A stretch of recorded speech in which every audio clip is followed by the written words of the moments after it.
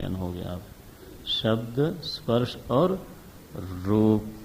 अच्छा, अप्सु, अप्सु माने जल में, अप्सु शब्द स्पर्श रूप रसाहा, इसको समाहार द्वंद्व बोलते हैं।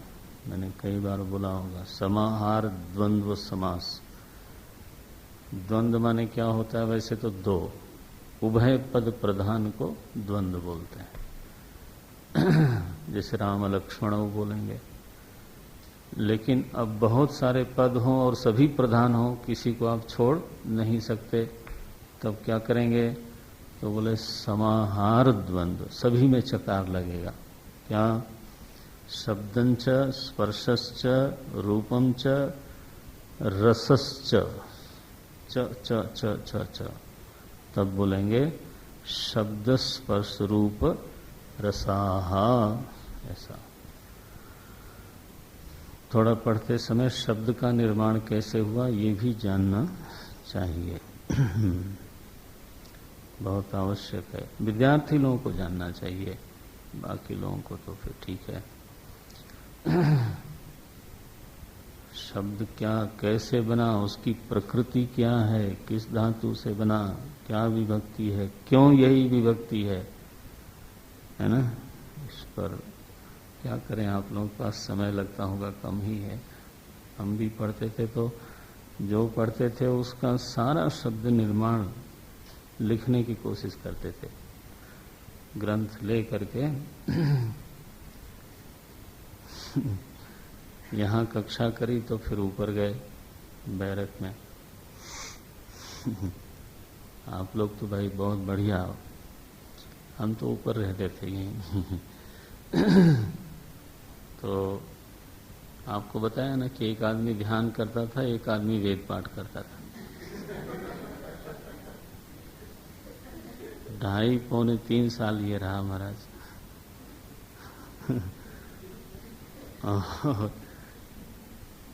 तो वो ये आपस में तय हुआ कि अगर आपको वेद पाठ करना है, वो नहीं मानता है तो आप नीचे जाके हॉल में ध्यान करो, अगर वो हॉल में कर रहे हैं तो आप ऊपर जाओ।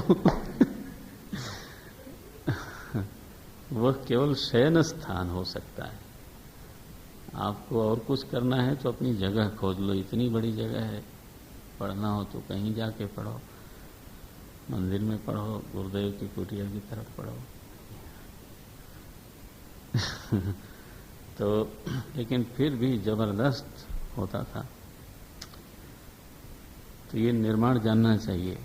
तो शब्द स्पर्श रूप रसाहा पृथिव्याम शब्द स्पर्श रूप रस गंधाश्च च, तो बोले पृथ्वी में शब्द भी प्रकट हुआ, स्पर्श भी प्रकट हुआ, रूप भी, रस भी, और 5वां जो उसकी अपनी विशेषता है 50% है उसका, वो क्या?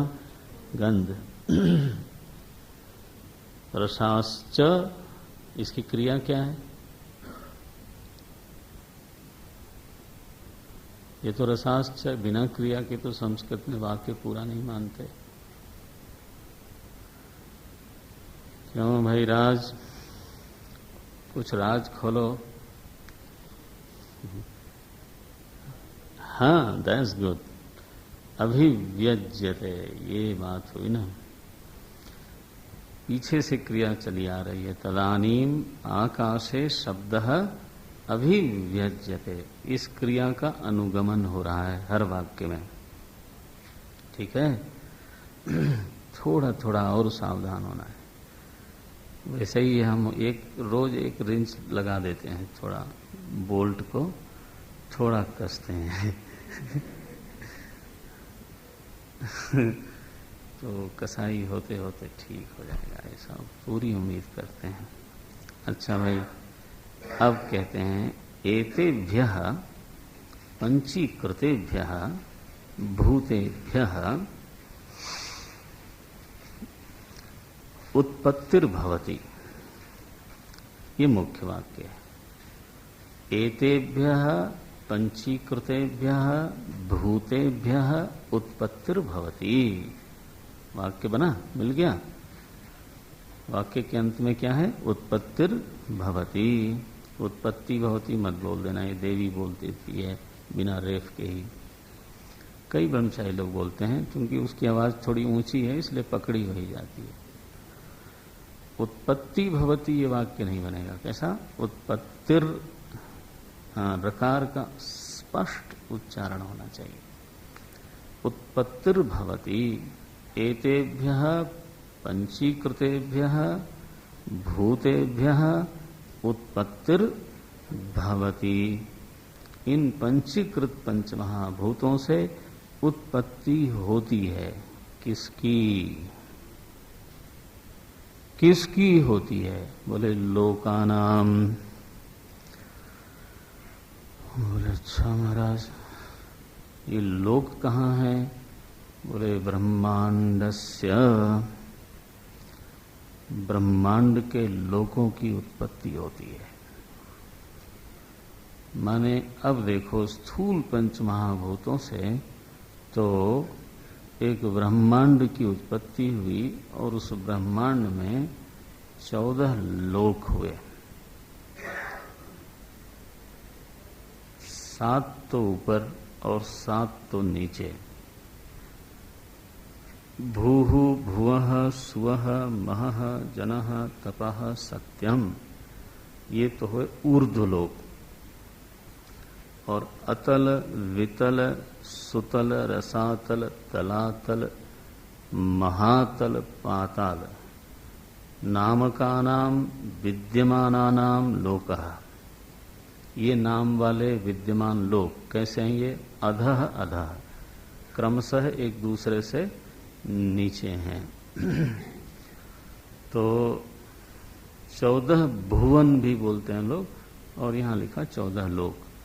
14 लोकों की उत्पत्ति हुई। इतना ही नहीं, तदंतरवर्ती इन लोकों के भीतर, यह हम अगली कक्षा में इसका थोड़ा विवरण करेंगे।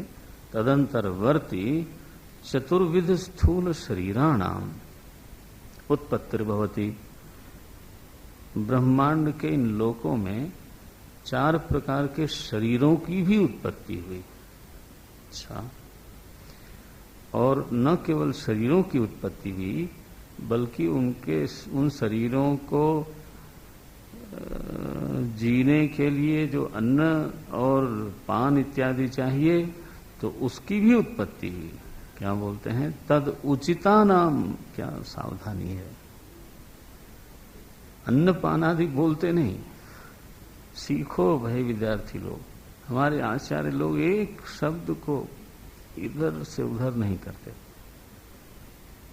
दे आर नॉट लिबरल्स। वो जब हम लोग प्रवचन सुनते हैं और धड़धड़ाते हुए सुपर फास्ट चलती है तो हम वेदांती लोगों का माथा ठनक झनक सब जाता है। क्या करें? क्योंकि यहां तो आप देखो कैसा बोलते हैं, एक शब्द तद उचिता नाम, it has got a depth. आप जानते हो वृक्ष का अन्न अलग है, आपके शरीर का अन्न अलग है। आपको मिट्टी लगती है, खाद लगता है, वेस्ट लगता है, उसका वो बहुत बढ़िया अन्न है। क्या बोलोगे आप? इस सारी सृष्टि विचित्र बनी है, अन्नमय है ये तो। हाँ, गुरुदेव कहते थे कि जो चील ऊपर से उड़ती है और आप लोगों को देखती है तो उसको बड़ी खुशी होती है कि फसल लहरा रही है, क्योंकि उसके तो आप अन्न ही हो महाराज। Food packets are going on. तद उचिता नाम अन्नपानादीनां च उत्पत्तिर्भवति। ये देखो क्या क्या उत्पन्न हो गया स्थूल पंचमहाभूतों से। ब्रह्मांड के 14 लोक, तदंतरवर्ती 4 प्रकार के शरीर, और उन शरीरों के आधार के लिए, जीवन के लिए अन्नपान आदि, उचित अन्नपान आदि 3 चीज की उत्पत्ति हुई। लोक, शरीर और शरीरों के अनुसार अन्न। अब हम अगली कक्षा में विवरण करेंगे इस पर। ओम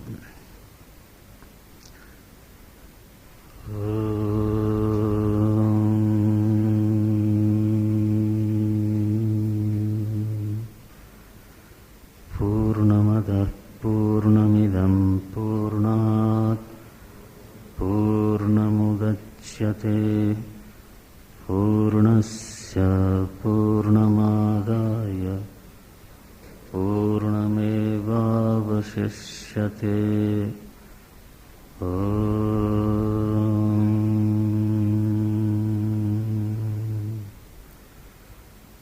शांति शांति शांति। हरि ओम।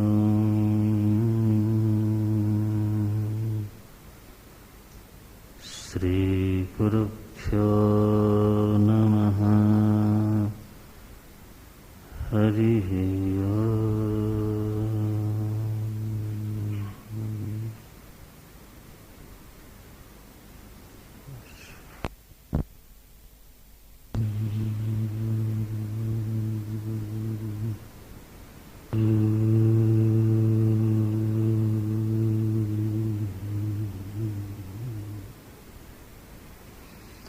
प्रतेभ्यः भूतेभ्यः। तो ये जो पंचीकृत पंचमहाभूत हैं, जो अब स्थूल हो चुके हैं, तो इन स्थूल महाभूतों के द्वारा तो ब्रह्मांड के 14 लोकों का निर्माण हुआ। उत्पत्तिर्भवति। उत्पत्ति के मूल में आपको स्मरण रखना है कि समष्टि जीवों के कर्म बैठे हुए हैं। ये सभी जीवों के पूर्व कल्प के जो कर्म हैं, चूंकि वो फलोन्मुखी हो गए, प्रारब्ध हो गए, और इसलिए उनको अपना फल देना है और कर्ता को फल लेना है। इसी निमित्त से, इसी हेतु से तो त्रिगुण में परिणाम हुआ, पंचमहाभूत बना। पंचमहाभूत में परिणाम हुआ, सूक्ष्म प्रपंच बना, और फिर से पंचमहाभूत में परिणाम हुआ, पंचीकरण हुआ, और वो स्थूल हो गए।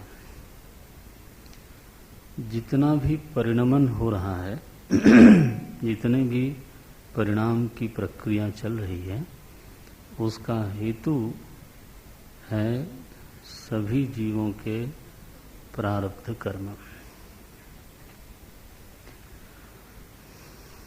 पदार्थ तो है त्रिगुणात्मक समष्टि अज्ञान, स्व उपाधितया उपादानम और स्वप्रधानतया निमित्तम च भवति। ये आप पढ़ चुके हो। स्वप्रधानतया निमित्तम, स्व उपाधि प्रधानतया उपादानम च भवति। तो उपादान कारण जो इस सृष्टि का है, वो ईश्वर की उपाधि है। क्या है वो उपाधि? त्रिगुणात्मक भावरूप ज्ञान विरोधी अज्ञान। कदाचित उसी को लोग माया बोलते हैं और कदाचित उसी को लोग प्रकृति भी बोलते हैं। मायां तु प्रकृतिम विद्धि मायिनम तु महेश्वरः। देखो तो और उसी को वेदांत में अज्ञान भी बोल देते हैं। लेकिन कौन सा अज्ञान? समष्टि अज्ञान। तो वही है इस सृष्टि का असली उपादान कारण।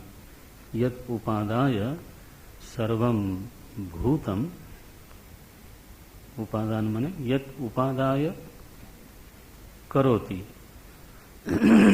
जिसको हाथ में लेके मटेरियल का जिसको आप कहते हो, उसको बोलते हैं उपादान कारण। तो ये सृष्टि का असली उपादान कारण तो यही है, लेकिन उसमें जो परिणाम हुआ, उसमें जो प्रवर्तन हुआ, उसका हेतु है समष्टि जीवों के पूर्व कल्प के किए हुए प्रारब्ध कर्म। अथवा इसको ऐसा कहेंगे, समष्टि जीवों के पूर्व कर्म जो आज फलोन्मुखी हो गए, पक गए, तो वो फलोन्मुखी कर्म ही त्रिगुण के परिणाम के हेतु हैं। प्रथम परिणाम है सूक्ष्म पंच महाभूत, उससे सूक्ष्म प्रपंच की उत्पत्ति हुई। और दूसरा परिणाम है उन्हीं सूक्ष्म पंच महाभूतों में पंचीकरण, और इस कारण से वो स्थूल महाभूत हो गए। अब कहते हैं कि वो स्थूल तो हो गए, ठीक है, लेकिन स्थूल क्यों हुए और उसके आगे क्या हुआ? तो बोले वही जो स्थूल पंच महाभूत हैं वे अब 14 लोकों के रूप में परिणमित हो गए। बनाया किसी ने उनको, ऐसा वेदांत का सिद्धांत नहीं है। 14 लोकों के रूप में वही पंच महाभूत, कौन से? स्थूल, वही जो स्थूल पंच महाभूत हैं वो 14 लोकों में परिणमित हो गए। लोक का अर्थ होता है अनुभव क्षेत्र। लोक्यते यत्र सलोकः, जहां पर जाके हम अनुभव करते हैं उस अनुभव क्षेत्र को लोक बोलते हैं। तो अच्छा, ये लोक जैसे आप स्वप्न लोक बोलते हो, वह भी एक लोक है, क्योंकि वहां भी आप जाकर के अनुभव करते हो। अब कदाचित समाज में ऐसी धारणा देखने को मिलती है कि नहीं, कोई लोकांतर नाम की कोई चीज नहीं है, तो यहीं पर स्वर्ग और नरक दोनों हैं, ऐसा भी दुनिया में लोग बोलते हैं। कोई सुखी है थोड़ा सा, तो शरीर ठीक ठाक है और समृद्धि भी है, यश भी है, तो बोले स्वर्ग में रहते हैं। जिंदे ही स्वर्ग में डाल दिया उनको। ये भूलोकवासी नहीं रहे, अब उनको स्वर्गवासी बना दिया महाराज। ये तो बड़ी गड़बड़ बात है। एक आदमी अच्छा खासा जिंदा है, बोले स्वर्ग में है, और कोई व्यक्ति थोड़ा दुख में है, शरीर भी खराब है, धन भी नहीं है, यश भी नहीं है, स्लम में पड़ा हुआ है, बोले नरक में है। और ये मध्यवर्गीय लोग कहाँ हैं? बोले यही लोग केवल भूलोक में हैं। बस ऐसी धारणा है लोगों की। अब ये हमारे बुद्धि में कुछ कुछ चीजें आती रहती हैं, आप अपनी पाचन शक्ति के अनुसार। बुद्धि की पाचन शक्ति कमजोर होती है लोगों की, तो वो बड़ी बातें कई बार पचा नहीं पाते, तो उसको अपने ढंग से बना लेते हैं। शास्त्र में ये कहीं नहीं कहा गया। और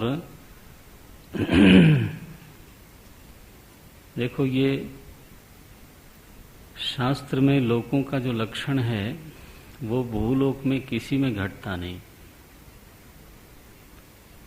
कठोपनिषद में स्वर्गलोक का थोड़ा सा वर्णन है। वहां नचिकेता बोलते हैं न तत्र त्वं न तु जरया विभेति। स्वर्गे लोके न भयम किंचनास्ति न तत्र त्वं न तु जरया विभेति। स्वर्गलोक में किंचित भय नहीं है। स्वर्गे लोके भयम किंचन नास्ति न तत्र त्वं, बोले वहां मृत्यु की अवधारणा नहीं है। The notion of death doesn't exist there. Death is there but the notion of the death is not there. न जरया विभेति, और कोई वृद्ध नहीं दिखता। तो भय नहीं है भविष्य का, है ना, और मृत्यु की अवधारणा नहीं है, और जरावस्था नहीं है। अब बोलिए यहाँ पृथ्वी में किसको घटाएंगे? भूलोक पर ऐसा कौन है जिसके लिए आप बोलो कि इनके चित्त में कोई भय नहीं है? ये असंभव है। हर व्यक्ति के हृदय में थोड़ा या ज्यादा भय होता है। शरणागतों को थोड़ा छोड़ दीजिए, उनमें बहुत न्यून हो जाता है, लेकिन भविष्य है तो भय अवश्य है। असल में तो भय का संबंध भूतकाल से है ही नहीं, और वर्तमान से भी नहीं है। वर्तमान में तो कष्ट होता है, भय नहीं हो सकता। चैलेंज करता हूं, वर्तमान को लेके कोई भयभीत नहीं हो सकता। भय का केवल संबंध भविष्य से है। और मजा ये है कि इतने गहरे संबंधी हैं ये, कि एक रहता है तो दूसरा रहता ही है। हाँ, ये भविष्य है कि हमको अभी इतना जीना है, तो जीना है तो पता नहीं बीच में क्या क्या आएगा। बिजनेस चल भी सकता है, नहीं भी चल सकता है, कोई कंटिन्यूअस चीज तो है नहीं। अच्छा नौकरी है तो रिटायर भी होना है इसके बाद। आजकल ऐसी बीमारियां आ गई हैं कि एक ही दर्शन मात्र में डॉक्टर सब लोग जो हैं वो स्वच्छ कर देते हैं बिल्कुल।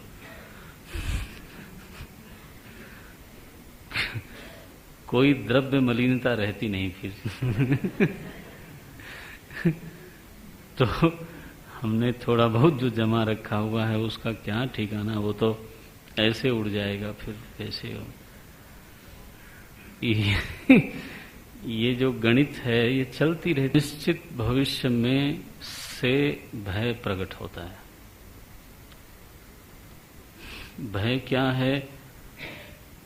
अनिश्चित भय की संतान है ये।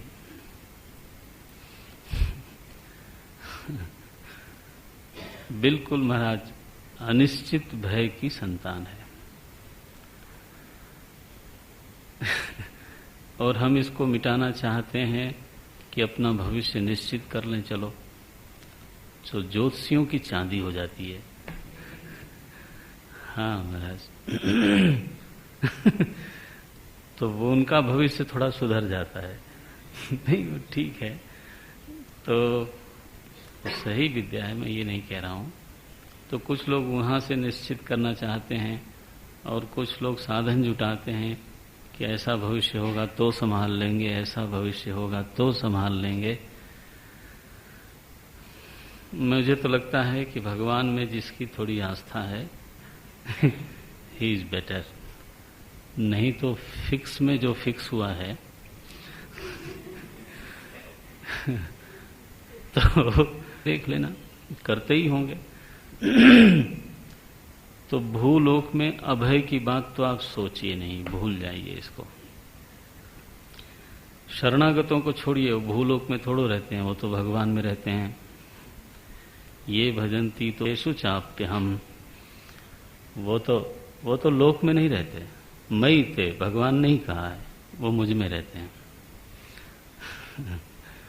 तो थोड़ा उनकी बात अलग कर लेते हैं। अच्छा, दूसरा है मृत्यु की अवधारणा, नोशन ऑफ डेथ। निश्चित जानो ये अनुभव सिद्ध नहीं है मृत्यु। ये क्या है? ये उपमान प्रमाण है बस, कि चूंकि मेरे बगल वाला गया इसलिए बड़े जोर से जिंदा आदमी बोलता, क्या निश्चित है कि सबको मरना है? अरे तू जिंदा है भाई, तूने मर के देखा नहीं अभी तक? बोले नहीं, इतने लोग मर रहे हैं तो मैं कौन सा अमर का फल खा के आया हूं। तो लोग जो हैं सुनिश्चित धारणा बनाए रखे हैं कि मरना तो पक्का ही है। पक्का जानिए, ये अनुभव से सिद्ध नहीं है, ये परानुभूति से जन्मी हुई अवधारणा है, इट्स अ नोशन।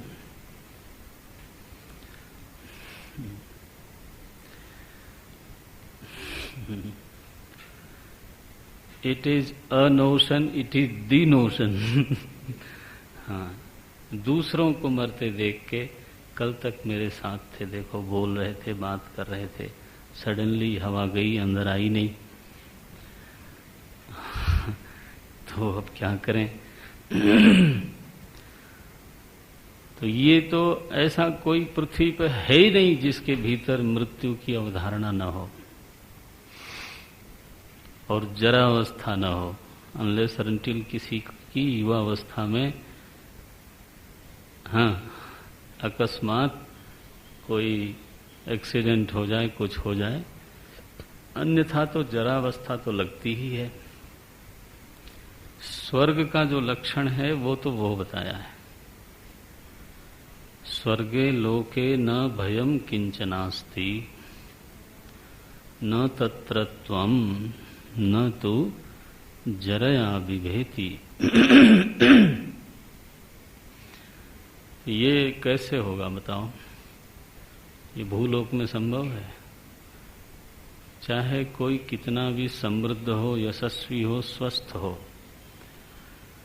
ये तीन की तीनों बातें नहीं हैं।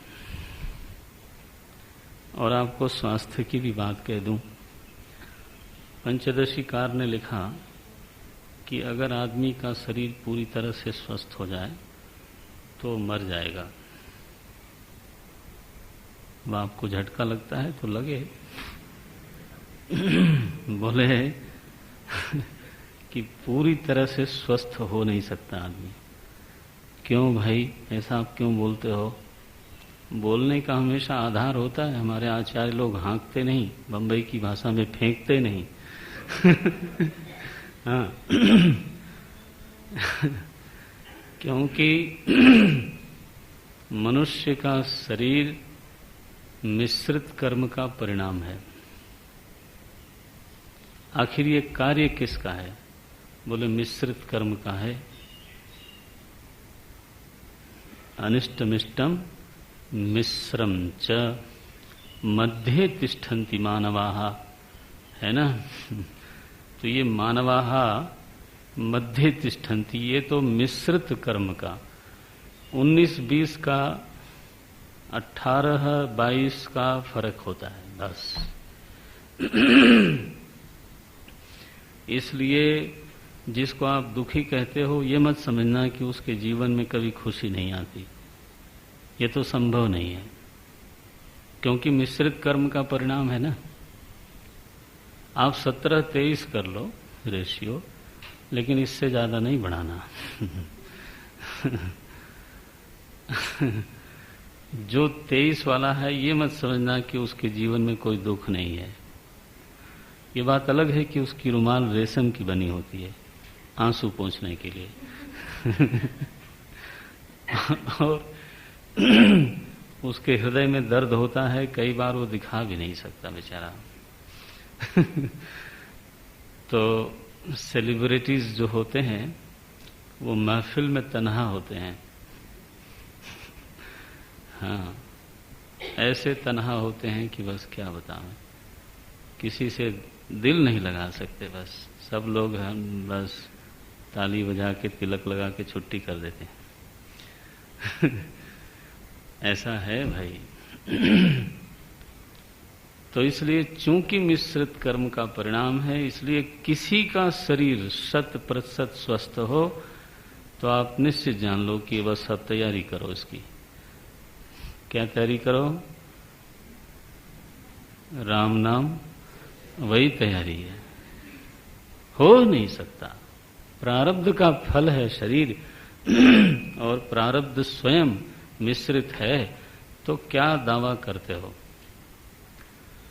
कोई दावा कर सकता है? आप इतने लोग बैठे हो, मेरे ख्याल से सभी लोग शरीरधारी हैं, मेरे ख्याल से तो हैं। तो अपना अपना देख लो आप। तो किसी को कुछ, किसी को कुछ। इसलिए बात मत करो कि 100% कोई स्वस्थ है। ये तो वेदांत सिद्धांत इसको मानेगा नहीं, झूठ है वो।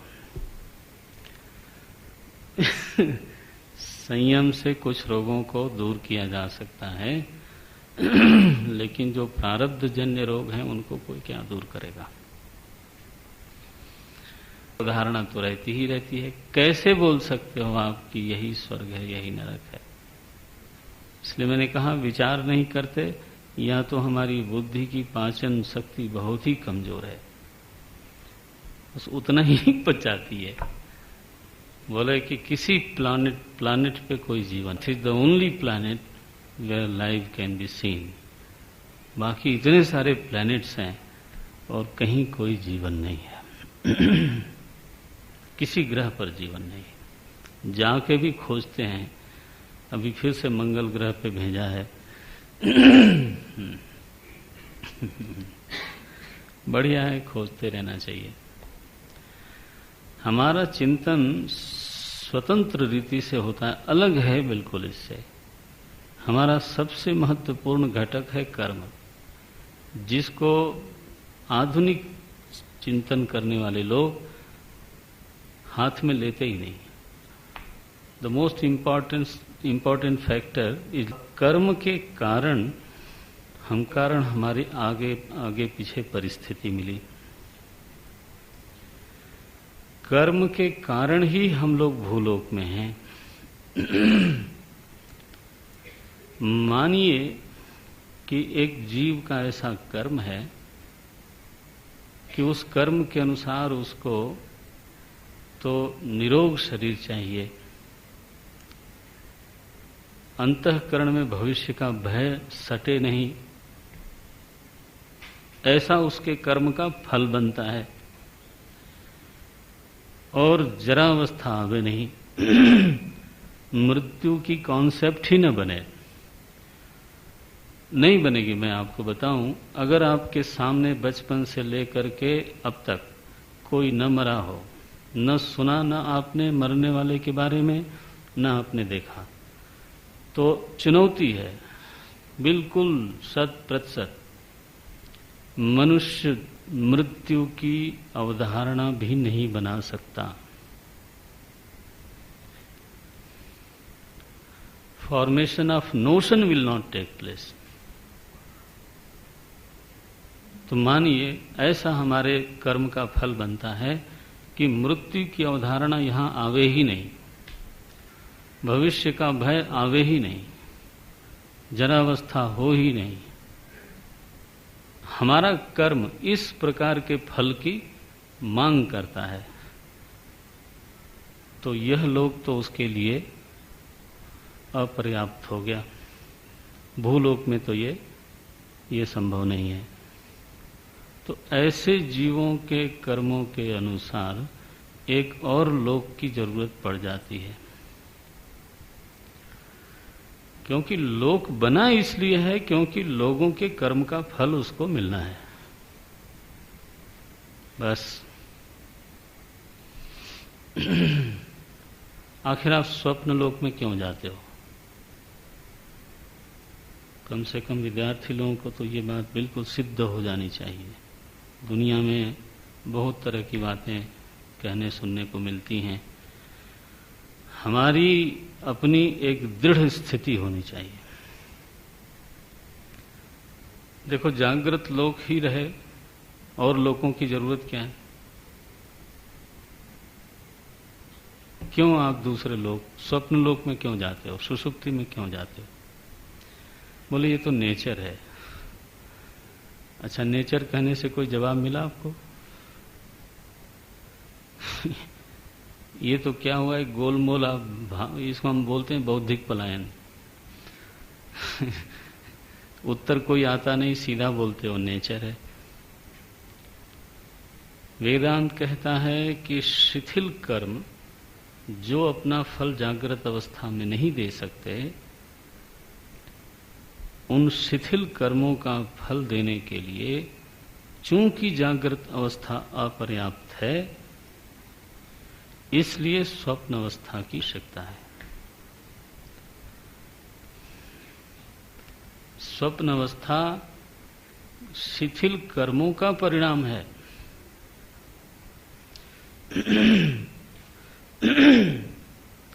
और जिस दिन इस तरह के कोई कर्म नहीं है, स्वप्न आते भी नहीं है। ऐसा बहुत दिन होता है जब स्वप्न नहीं आता।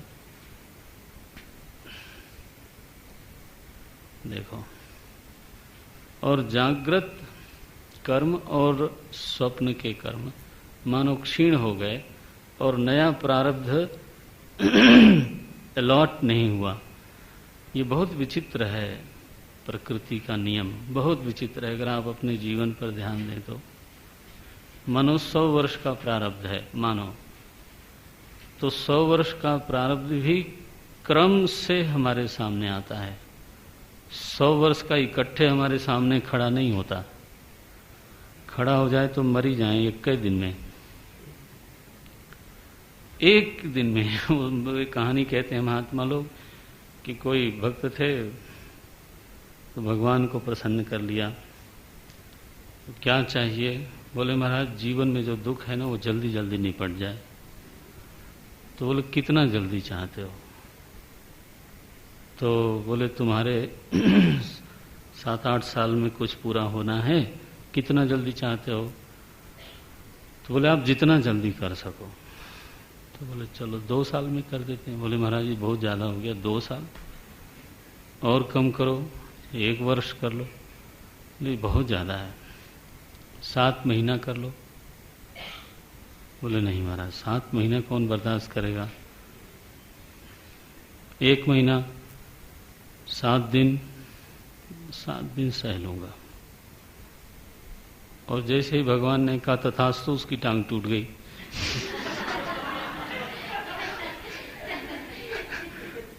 और महाराज वो उसी 1 दिन में, 7 दिन सहना था, 1 दिन में त्राह मच गई उसकी। क्योंकि जो चीज 7 साल में आराम आराम से आनी थी